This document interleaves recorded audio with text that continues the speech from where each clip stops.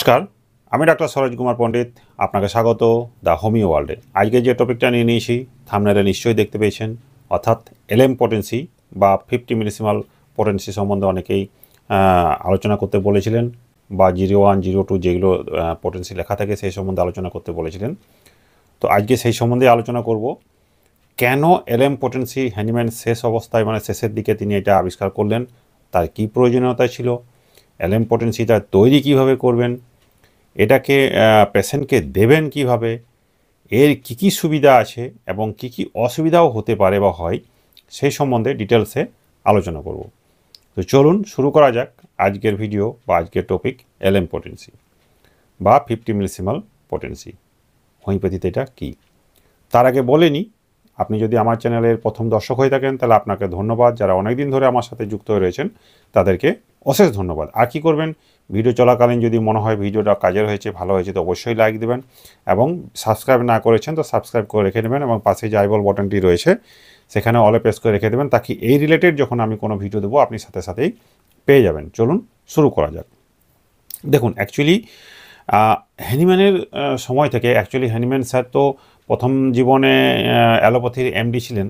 তো সেখানে তিনি দেখলেন যে এই ওষুধের এত ক্রূরতা, অর্থাৎ এতটা ভয়ানক সাইড ইফেক্ট হচ্ছে, সেখান থেকে মানুষকে বের করতে হবে। তখন তিনি হোমিওপ্যাথি জগতে একটা নতুন আবিষ্কার করলেন। সেখানে আস্তে আস্তে আস্তে আস্তে দীর্ঘদিন তার আবিষ্কার, গবেষণা এসব চলাকালীন তিনি আবিষ্কার করলেন কি, সিমিলিবাস কিউরেঞ্চার, অর্থাৎ এমন একটা আবিষ্কার যেটা কিনা মানে যে রোগ লক্ষণের সহিত মিল হয় এমন মেডিসিন দ্বারা রোগ আরোগ্য নীতি, এই নীতিতে তিনি চলতে লাগলেন। এবং সেই চলতে চলতে প্রকৃতির যে নেচার, অর্থাৎ থেরাপিউটিক্স ল অফ যে নেচার, এইটা সম্বন্ধে তিনি অবগত হলেন। এবং আস্তে আস্তে ধীরে ধীরে কী করলেন, ওষুধের মাত্রা কমাতে লাগলেন কিন্তু পাওয়ার বাড়াতে লাগলেন। চলতে থাকে তিনি। এই চলতে চলতে কিছুদিন পর দেখলেন না, আরও কিছু করতে হবে। অর্থাৎ এই অবস্থাতেও যখন পটেন্সি দেওয়া হচ্ছে, কিছু কিছু মানুষের কি হচ্ছে যে অনেক দিন ধরে মেডিসিনটা খেতে হচ্ছে, অথচ অনেক ক্ষেত্রে আবার খুব অ্যাগ্রাভেশনও হয়ে যাচ্ছে, ফলে মানুষ অনেক সময় কষ্ট ভোগ করছে।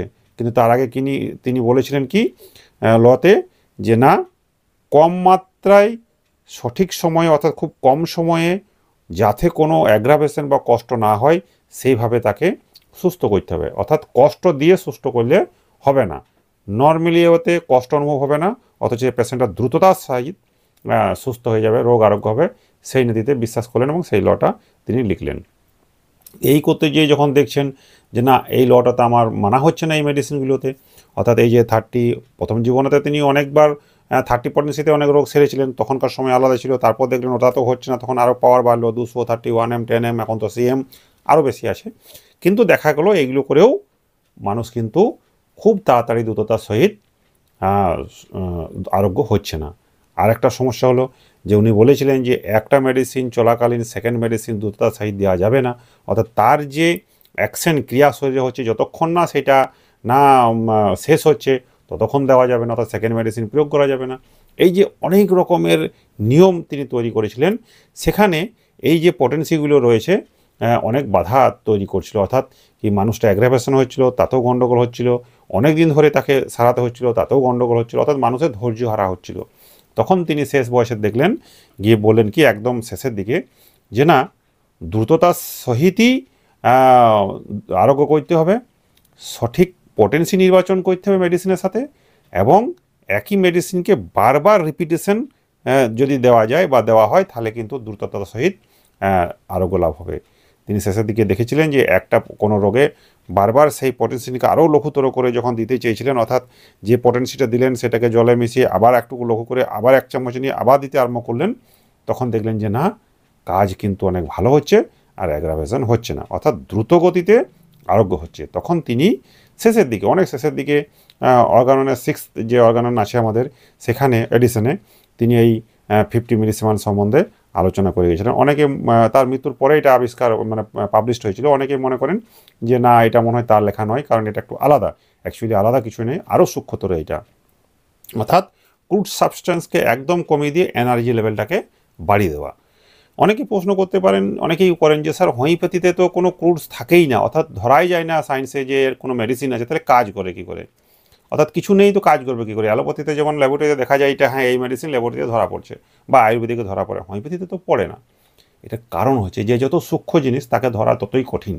এখন হয়তো 30-200 পর্যন্ত ধরা যাচ্ছে, আগামী দিনে হয়তো আরও ধরা যাবে একদম শেষ পর্যন্ত, কিন্তু আরও সূক্ষ্মতরভাবে ধরতে হবে। এই সায়েন্সে হবে না, আরও মেটা সায়েন্সটাই আরও সূক্ষ্ম সায়েন্সে এটাকে ধরা যাবে। অর্থাৎ সহজ কথায় যদি বুঝিয়ে দিই, দেখবেন যদি খারাপভাবে নেবেন না, এই যে হাত কোটো বোমা বলি না, এত বড় হয়, সেটাকে সামনে ফেললে কি হয়, কিছুটা জায়গা দূরে ধ্বংস করে, কিন্তু পারমাণবিক বোমা ছোট্ট হয়, কিন্তু তার অ্যাকশন জানেন কতদিন।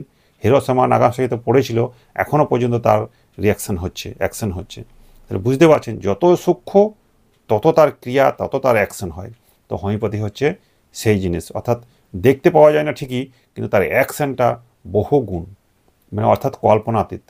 তো যখন এইটি তিনি বার করলেন যে না, ঘন ঘন অর্থাৎ বারবার রিপিটেশন করার পরে পেশেন্টটা দ্রুততার সহিত সুস্থ হচ্ছে, তখন তিনি দেখলেন যে না, এই একটা মেডিসিন আবিষ্কার করতে হবে। সেটা তিনি নাম দিলেন 50 মিলিসিমাল বা এলএম পটেন্সি। এই তো গেল এর ব্যাখ্যা যে কেন তিনি এই পটেন্সিতে আসতে চাইলেন। তার আগে তো অনেক পটেন্সি ছিল, আর মাঝে আবার উনি অনেক রকম বলেছিলেন যে কখনো একটা পটেন্সিকে বারবার ব্যবহার করা যাবে না। আবার বলেছিলেন হায়ার পটেন্সিতে যখন অ্যাগ্রাভেশন হয়ে যাবে তখন অন্য কোনো পটেন্সিতে নেমে আসতে হবে, নিচের পটেন্সিতে। আবার বলেছিলেন কখনো একটা পটেন্সি থেকে সেকেন্ড টাইম যখন দেবে তখন একবার সাকাশন করে দেবে, অর্থাৎ স্ট্রোক নীতিতে, অর্থাৎ পাওয়ার বাড়িয়ে। তো এরকম অনেক বিভ্রান্তি সময়ে সময়ে হয়েছে, অর্থাৎ যেমন যেমন তিনি বুঝেছিলেন তেমন তেমন তিনি বলে গেছেন, সেটা প্রয়োজন অনুযায়ী আবিষ্কার করতে গেলে তো এটা হয়ই। লাস্ট ফাইনালে ইনি এলএম পটেন্সি বার করেছিলেন। এইবার আসি এলএম পটেন্সি তৈরি কী করে করব। এলএম পটেন্সি তৈরি করতে গেলে প্রথমে আমাদেরকে অর্থাৎ ওই 1C 2C 3C পর্যন্ত আসতে হবে, তারপরে মাদার টিনচার তৈরি করতে হবে এবং সেখান থেকে এলএম পটেন্সিতে আসতে হবে। অর্থাৎ এলএম পটেন্সি বলতে ওই যে এল মানে কি হচ্ছে 50, আর এম মানে হচ্ছে মিলিসিমাল, অর্থাৎ 50 মিলিসিমাল বলা হচ্ছে। বা দেখবেন জিরো লেখা হয় না, এই জিরোটা হচ্ছে ওই যে সূক্ষ্ম সূক্ষ্ম গ্লোবুলসে তৈরি করা হয়, সেই গ্লোবুলসের নাম অনুযায়ী প্রতীক অনুযায়ী জিরো লেখা হয়। অর্থাৎ ওই যে 0/1, 0/2, 0/3, ম্যাক্সিমাম 30 পর্যন্ত হয়তো আছে। তো এই করে এটা চলছে এখনও পর্যন্ত। এর অনেক ব্যাখ্যা আছে, অর্থাৎ এর কী উপকার হয়, কতটা উপকার হয়, কোন কোন রোগের ক্ষেত্রে ভালো, সব রোগের ক্ষেত্রে ভালো কি না, এগুলো নিয়ে আলোচনা করা দরকার আছে। তো এই ভিডিওটা তো অনেক বড় হয়ে যাবে, তো সূক্ষ্ম করেই বলি। অর্থাৎ এই ভিডিওটা শেষ করার পর যখন আমি সেকেন্ড ভিডিওটা আরম্ভ করব, সেখান থেকে শুরু করব যে এই কীভাবে তৈরি হচ্ছে এবং ওখানে কীভাবে পেশেন্টকে দেওয়া যায়, তার নিয়মটা কী এবং তার ব্যাড ইফেক্ট, সাইড ইফেক্ট বলতে পারেন, বা তার উপকারিতা কী, সেই নিয়ে আলোচনা করব। ভিডিওটা সাবস্ক্রাইব করে রাখুন, তাহলে পরে ভিডিওটা পেয়ে যাবেন। আর যদি কোনো কমেন্টে দরকার হয়, কোনো কিছু উত্তর দরকার হয়, তো অবশ্যই প্রশ্ন করুন কমেন্টে গিয়ে, তার উত্তর পাবেন। এবং তার সাথে যদি হোমিও ইনসাইডে গিয়ে প্রশ্ন করে আসতে পারেন তো ভালো, কারণ এটাতে সবসময় দেখা যায় না, উত্তরগুলো প্রশ্নগুলো আসে না, অনেক হয়ে যায় তো খুঁজে পায় না, ওইটাতে পাওয়া যাবে। আমি এখানে লিঙ্ক দিয়ে দিচ্ছি, ডেসক্রিপশনে পেয়ে যাবেন। আর যদি কোনো ট্রিটমেন্ট দরকার হয় তাহলে এখানে হোয়াটসঅ্যাপ নম্বর যাচ্ছে, ওখানে আপনার নাম ঠিকা লিখে পাঠিয়ে দেন, আমার ছেলেরা আপনাকে যোগাযোগ করবে। ধন্যবাদ।